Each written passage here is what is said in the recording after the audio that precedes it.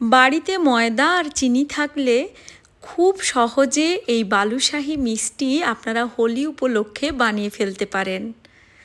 খুব সহজে আর কম সময়ে তৈরি হয়ে যায়, আর একবার বানালে আপনারা বারবার বানিয়ে খাবেন, এতটাই টেস্টি হয় খেতে। নমস্কার, আমি লিপিস কিচেনে আপনাদের স্বাগত জানাই। আশা করছি আমার আজকের এই সহজ মিষ্টির রেসিপি আপনাদের খুব ভালো লাগবে। আমার চ্যানেল এখনও না সাবস্ক্রাইব করা থাকলে চ্যানেলটি সাবস্ক্রাইব করার অনুরোধ রইল। বালুশাহী মিষ্টি বানানোর জন্য এখানে আমি 1 কাপ আর 1/4 কাপ পরিমাণে ময়দা নিয়ে নিচ্ছি। ময়দার সঙ্গে নিয়ে নিচ্ছি বেকিং পাউডার।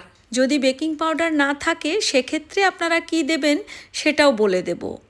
এখানে আমি বেকিং পাউডার দিয়ে দিচ্ছি 1/2 টিস্পুন। আমি যে পরিমাণ ময়দা নিয়েছি তাতে 1/2 টিস্পুন আমি দিলাম বেকিং পাউডার, আর দিলাম অল্প একটুখানি লবণ।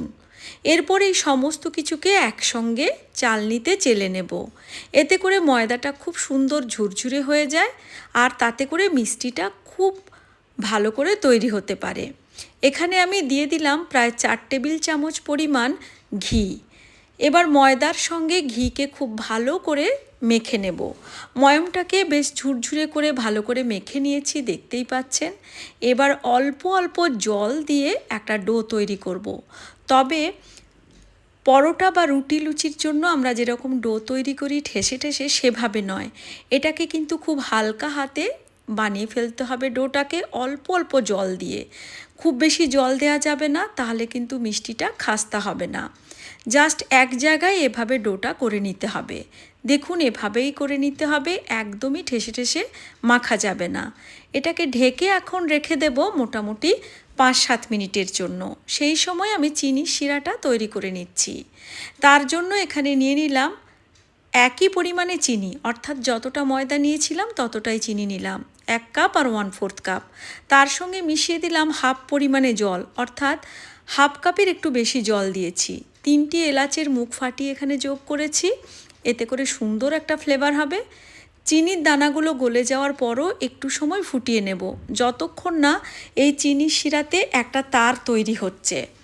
দেখুন, এভাবে তার তৈরি হলে বুঝতে হবে চিনির শিরা তৈরি হয়ে গেছে। এখন ফ্লেম অফ করে দিলাম, আর এখানে দিয়ে দিলাম অল্প একটু স্যাফরন।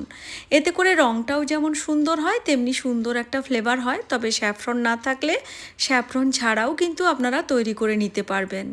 এখন ঢাকা দিয়ে চিনির শিরা সরিয়ে রাখলাম, আর এদিকে দেখুন ডোটা আমাদের রেডি হয়ে গেছে। দেখতেই পাচ্ছেন কতগুলো লেয়ার তৈরি হয়েছে ভেতরে, যেহেতু আমরা বেকিং পাউডার দিয়েছিলাম। আর যদি বেকিং পাউডার না থাকে সেক্ষেত্রে আপনারা বেকিং সোডা ব্যবহার করতে পারেন। তবে বেকিং সোডা কিন্তু বেকিং পাউডারের 1/2 পরিমাণ ব্যবহার করতে হবে, 2 থেকে 3 চামচ দইয়ের সঙ্গে মিশিয়ে, টক দইয়ের সঙ্গে মিশিয়ে।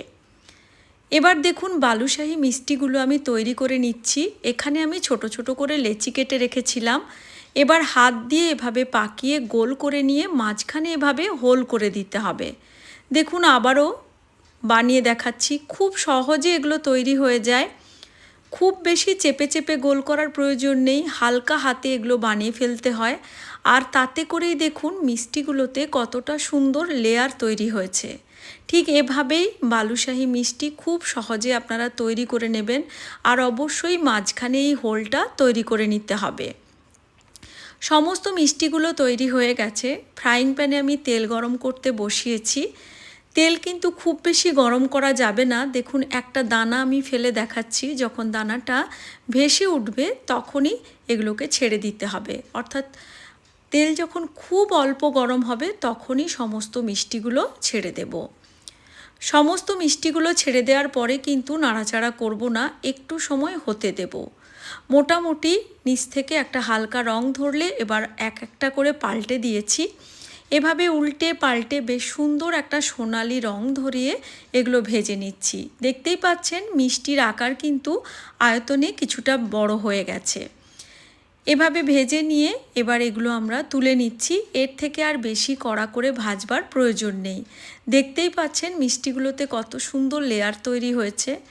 এবার চিনি শিরাটা খুলে দিলাম। উষ্ণ চিনির শিরার মধ্যে এখন গরম এই বালুশাহী মিষ্টি দিয়ে এবার 2 মিনিট আবার উল্টে পাল্টে দিয়ে 2 মিনিট মতো রাখবো, অর্থাৎ টোটাল 4 মিনিট মতো রাখলেই কিন্তু চিনির শিরা সুন্দর শুষে নেবে। দেখতেই পাচ্ছেন কতটা সুন্দর লেয়ার তৈরি হয়েছে বালুশাহী মিষ্টিতে, আর এগুলো কিন্তু সত্যি দারুণ তৈরি হয়। আমি এখন প্লেটে দিয়ে উপর থেকে একটুখানি পেস্তা কুচি দিয়ে সাজিয়ে দিলাম। দেখতে যতটা লোভনীয় হয়েছে, এগুলো খেতেও কিন্তু দুর্দান্ত হয়। আমি একটা ভেঙে দেখাচ্ছি, দেখুন কতটা পারফেক্ট এগুলো তৈরি হয়েছে। একদম বাইরে থেকে সুন্দর ক্রিস্পি আর ভেতর থেকে একদম নরম আর জুসি। আশা করছি আমার আজকের এই সহজ বালুশাহী মিষ্টির রেসিপি আপনাদের ভালো লেগেছে। ভালো লাগলে লাইক, শেয়ার ও কমেন্ট করার অনুরোধ রইল। আজকের মতো এই পর্যন্তই। Thanks for watching.